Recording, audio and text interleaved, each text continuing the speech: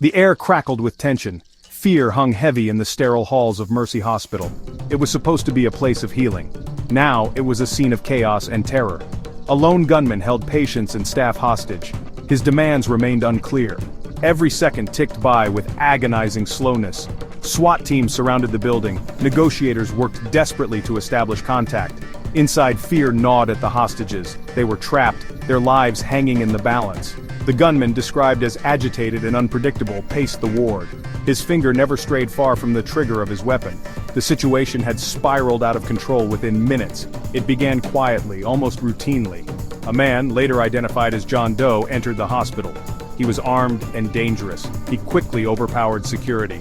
Then he barricaded himself on the 4th floor.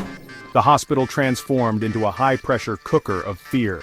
As the sun began to set, casting long shadows across the city, a sense of dread grew. Hopes for a peaceful resolution dwindled with each passing moment.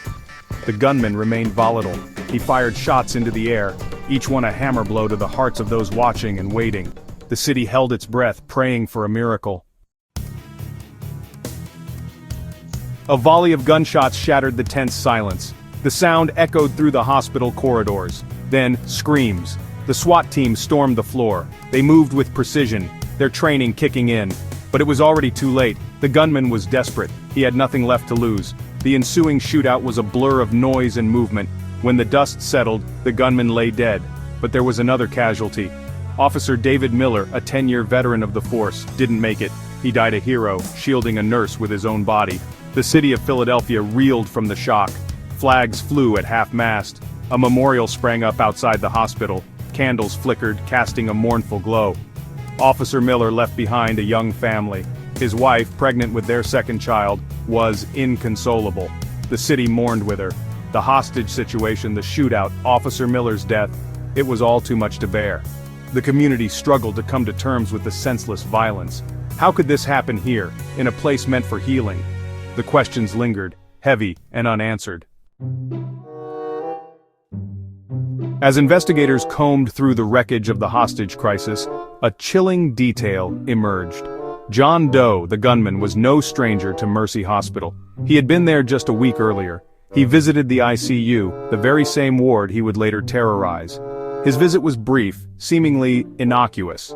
Security footage showed him entering and leaving the ICU. He didn't speak to anyone. He didn't cause any trouble. But his presence there, in hindsight, was a harbinger of the darkness to come. Who was he visiting in the ICU? Was it a relative, a friend, or someone else entirely? And was this visit somehow connected to the motive behind the hostage situation? The questions swirled around the investigation, adding another layer of complexity to the already perplexing case. The revelation of John Doe's previous visit sent chills down the spines of the hospital staff. They had unknowingly crossed paths with a man on the verge of a deadly rampage. The thought hung over the hospital like a specter, a chilling reminder of the fragility of life and the unpredictable nature of violence. In the aftermath of the tragedy, the city yearned for answers. Why did John Doe target Mercy Hospital? What drove him to such an act of desperation? The investigation was complex. Detectives worked tirelessly, piecing together the fragments of John Doe's life. They interviewed his family and friends. They scoured his apartment, searching for any clues that might shed light on his motives. But the answers remained elusive. John Doe was an enigma, his past shrouded in mystery. The investigation was far from over. State officials vowed to leave no stone unturned. They owed it to Officer Miller's family.